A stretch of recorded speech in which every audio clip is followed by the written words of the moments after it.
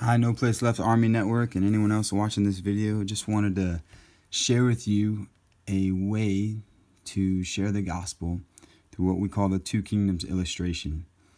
Usually when I try to share with people, I'll start out with what God's done in my life, my story, and at the end of that conversation, I always ask the question, have you ever made Jesus king of your life? Most people will end up saying no, and then I just ask, has anyone ever shared the gospel with you, or the good news of Jesus with you? If they say yes, then I ask them to share with me, and usually they'll say, well, why don't you share it? If they say no, then I just go right into it and say, well, what I've come to realize is that there's two kingdoms. There's the kingdom of darkness and the kingdom of God. We see the kingdom of darkness around us in this world, right? We see the disease, the depression, suicide, the hurt, broken relationships. And we see this world is broken because of this kingdom of darkness. But the most important thing to know about a kingdom is the king.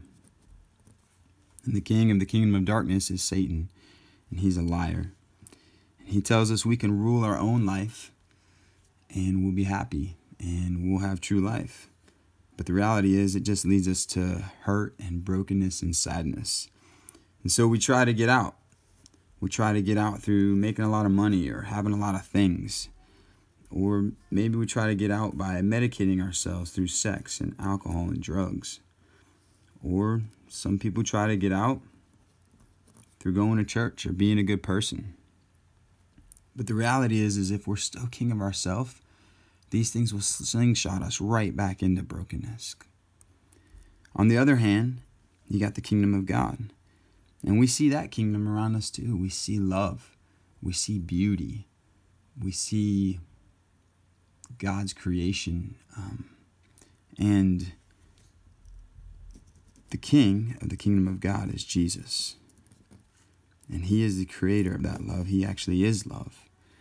And he loves us so incredibly that he came down to this broken world and lived the life that we live in a human body, and then died on a cross and was broken for us so that we could be forgiven. And then he rose 3 days later to give us true life and prove that he was king over everything. And all he asks is that we turn from being king of ourselves and allow him to be king by believing in who he really is. So I'd love to ask you, which king do you serve? Do you serve yourself or do you serve Jesus?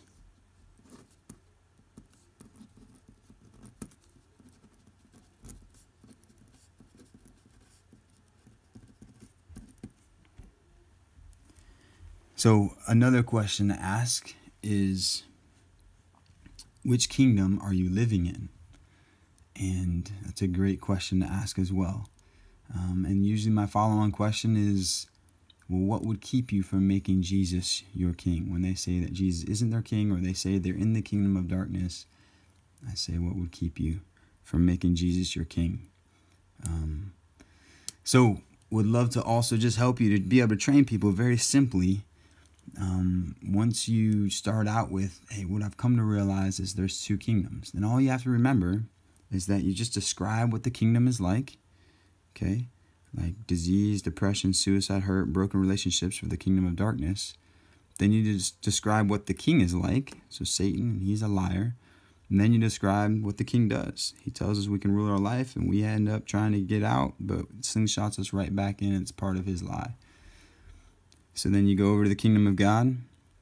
You describe what the kingdom is like. It's full of love and beauty and creation. We see that around us. And then you describe what the king is like. Jesus, he is love. And he loves us so much that he did this. So what the king does is the next thing. And then you always got to remember to end with that question. So just remember what the kingdom is like. Describe that, what the king is like, and then what the king does. All right, I hope this is helpful, and I pray that God uses this for his glory. So happy fishing.